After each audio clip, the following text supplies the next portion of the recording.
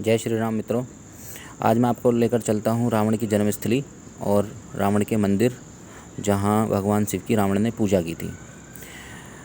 तो यहाँ रावण का जन्म हुआ था। ये गांव है बिसरक, जो ग्रेटर नोएडा में है। इन बड़ी बड़ी बिल्डिंगों के बीच में बसा ये गांव गौर सिटी मॉल से, जो गौर सिटी चौक है ग्रेटर नोएडा में, वहाँ से सूरजपुर की तरफ जाने वाले रास्ते पर ये यथार्थ हॉस्पिटल चौक से अंदर जाता है गाँव में रास्ता। गांव में एंट्री करने के बाद आपको काफ़ी बड़े बड़े घर मिलेंगे। ये ऊंची ऊंची बिल्डिंगों के बीच बसा हुआ ये गांव है। बैंक है, काफ़ी बड़ा गांव है, काफ़ी अच्छा गांव है। तो उसके बाद में आपको एक गेट मिलेगा लेफ़्ट साइड में, ये वाला। यहाँ है लिखा हुआ है रावण जन्मस्थली मंदिर, और ये माता पार्वती का मंदिर है, जो कि जहाँ भगवान महादेव की पूजा की थी रावण ने, उसके बिल्कुल पास में बना हुआ है। ये अभी बनाया है, काफ़ी सुंदर मंदिर है। तो ये गांव का नाम बिसरक है, जो विश्रवा मुनि के नाम से पड़ा। विश्वा मुनि जो इनके पिताजी थे रावण के, वो उनकी यहाँ तप स्थली थी, यहाँ वो तप किया करते थे। ये देखिए काफ़ी अच्छा मंदिर है। इसको मैं भी अंदर दूसरे मंदिर में जब जाएंगे, महादेव के मंदिर में, तो वहाँ से आपको दिखाऊँगा। तो यहाँ रावण का कोई मंदिर नहीं है, महादेव का मंदिर है। और रावण ने केवल यहाँ पूजा की थी, यहाँ कोई शीश दान नहीं दिए थे। यहाँ शीश दान नहीं करे थे, वो किए थे आपको चमोली डिस्ट्रिक्ट के एक जगह पड़ती है दशौलीगढ़, वहाँ आपको रावण के मंदिर की ये सारी कथाएं मिल जाएंगी। और वो मंदिर भी मिल जाएगा जहाँ 10 शीश दशानन नाम पड़ा, जहाँ रावण ने अपने शीश दान किए थे।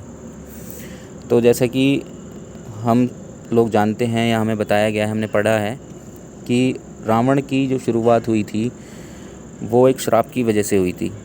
जो श्राप वैकुंठ लोक में शौनकादि बालक ऋषियों ने उनको दिया था, जब रावण और कुंभकर्ण वहाँ पर द्वारपाल थे वैकुंठ लोक में। ये देखिए, ये वो मंदिर है जहाँ मैं आपको लेकर चलूँगा।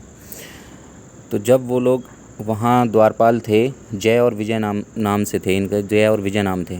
तो इन्होंने उन ऋषियों को रोक लिया था, तो उन्होंने श्राप दिया था कि तुम मृत्यु लोक में जाओगे। तो इनको वो श्राप काफ़ी बुरा लगा, तो इन्होंने रिक्वेस्ट की, भगवान से पूजा अर्चना की उनकी, कि भाई नहीं, ऐसा नहीं होना चाहिए, हमें यहीं वैकुंठ लोक में रहना है। तो यहाँ ये देखिए काफ़ी गणेश जी की अच्छी मूर्ति बनाई गई है, और ये दोनों साइडों में है। ये जो गेट है जहाँ आपको फ्रंट से दिख रहा है, इसके बैक साइड में भी सेम मूर्तियाँ हैं। यहाँ ये 2 द्वारपाल हैं, और इनकी माता और इनके पिता की भी मूर्ति यहाँ है। काफ़ी सुंदर मंदिर है, काफ़ी बड़ा मंदिर है। तो ये देखिए यहाँ नंदी बाबा विराजमान हैं।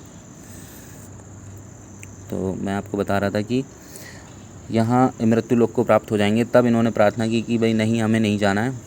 तो तब इनको एक उपाय दिया गया था, 2 विकल्प दिए गए थे कि या तो आप 3 जन्म लेकर सीधे भगवान से युद्ध करें, और या फिर आप 5 जन्म तक लगातार जन्म लें, और उसके बाद जब आपकी मृत्यु हो जाएगी उसके बाद आप यहाँ आएंगे। तो 5 जन्म का हिसाब था कि भाई काफ़ी लंबा समय था, तो इन्होंने वो भगवान से युद्ध करने वाला विकल्प चुना।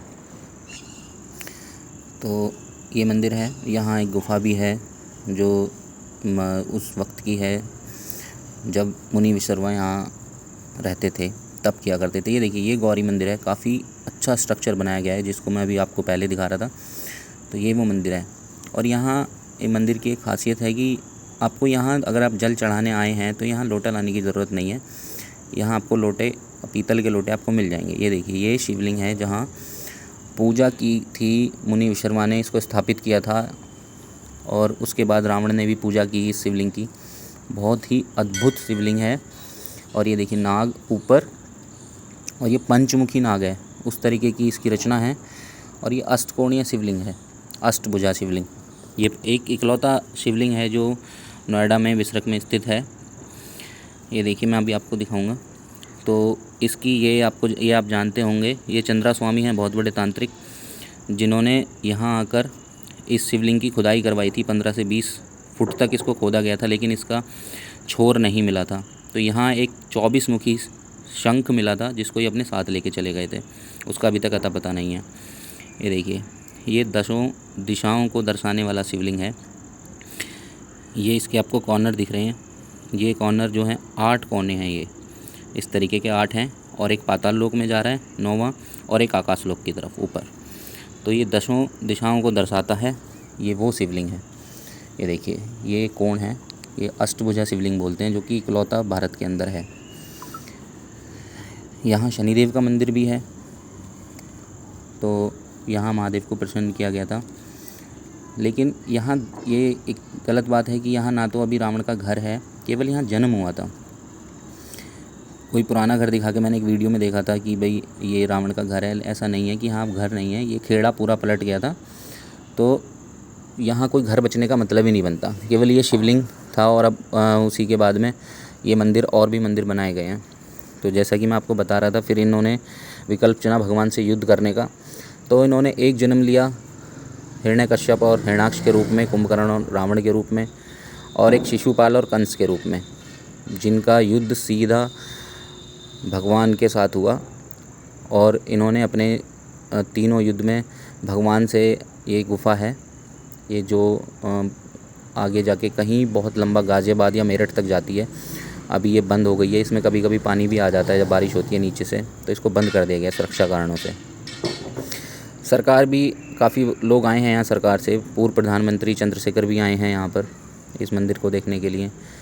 ये नंदी बाबा हैं। तो इन्होंने उसके बाद में सीधा भगवान से युद्ध किया, और तीनों युद्ध में मृत्यु लोक को प्राप्त हुए। उसके बाद इनको दोबारा वैकुंठ लोक में जगह मिली। ये देखिए, मैं आपको बता रहा था कि यहाँ लोटा लाने की ज़रूरत नहीं है, यहाँ आपको लोटे रखे मिलेंगे। यहाँ नल है, अपना गंगा जल साथ ला सकते हैं, या फिर जल आप नल से लेकर चढ़ा सकते हैं। ये इनकी माता की प्रतिमा है, और ये गणेश भगवान, सुदर्शन चक्रधारी, सब भगवान महादेव, ये इनकी माता हैं रावण की, कैकसी, इनका नाम कैकसी था। और ये मुनि शर्वा की प्रतिमा लगी हुई है, जिन्होंने इस गांव को बसाया। इन्हीं के नाम से ये गांव का नाम पड़ा बिसरक। ये तपोस्थली है। ये काफ़ी पुरानी चीज़ें निकलती हैं यहाँ पर, बहुत शिवलिंग निकलते हैं अगर खुदाई होती है तो। और जैसे मैंने आपको बताया, 24 मुखी शंख का भी अता पता नहीं है, वो चंद्रा स्वामी अपने साथ लेकर चले गए थे। उसके बाद श्राप जो है भगवान राम को भी मिला था, तो वो श्राप जो है भगवान विष्णु को दिया गया था नारद मुनि के द्वारा। अब नारद मुनि ने इसलिए श्राप दिया था कि जब उनको घमंड हो गया था नारद मुनि को कि मैं अब सभी विद्याओं का सब कुछ अपना ज्ञाता हो गया हूँ, तो भगवान ने उनकी परीक्षा ली थी। ये देखिए विश्रवा मुनि है, जो जिनकी प्रतिमा है, इधर इनकी माता कैकसी। तो उनकी परीक्षा के लिए उन्होंने एक माया जाल बिछाया था कि ये पहचान पाएंगे कि नहीं पहचान पाएंगे। वहाँ उन्होंने एक स्वयंवर का आयोजन किया, और भगवान भी गए वहाँ पर एक वर के रूप में, और नारद मुनि भी।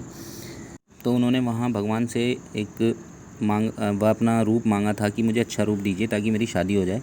तो भगवान ने उनके साथ खेल दिया। उसके बाद उनको पता लग गया कि ये भगवान ने ही मेरे साथ किया है, और ये खुद भगवान है, और ये जो कन्या है ये माता है। तो उन्होंने उनको श्राप दिया था कि जिस तरीके से मैं कन्या के लिए, अपनी शादी के लिए परेशान हो रहा हूँ, इधर उधर भटक रहा हूँ, तो आप भी अपनी पत्नी के लिए किसी इस एक युग में आप भटकोगे। तो वही हुआ जो भगवान राम के रूप में आके उन्होंने किया। अगर आप पढ़ते चले जाएंगे ग्रंथ, हमारे जो 10 अवतार चरित ग्रंथ हैं, तो उनमें आप गहराई में पहुंचते चले जाएंगे। फिर आपको समझ आएगा कि क्यों रावण ने ये सब किया, क्यों कंस ने किया, क्यों हिरण्यकश्यप ने किया। तो आप पढ़िए, हमारे जितने भी पद्म पुराण, श्रीमद् भागवत गीता पुराण है, रामायण है, महाभारत है, और कर्म पुराण है, ये सब पढ़िए आप, तो आपको पता लगेगा कि हमारा धर्म कितना महान है। तो आप यहाँ आ सकते हैं, दर्शन कर सकते हैं बाबा नंदी के, माता पार्वती के, शनिदेव के, और भगवान भोलेनाथ के। बहुत ही यहाँ मंदिर में मनोकामना पूर्ण होती है। बहुत ही अच्छा और बहुत ही प्राचीन मंदिर है।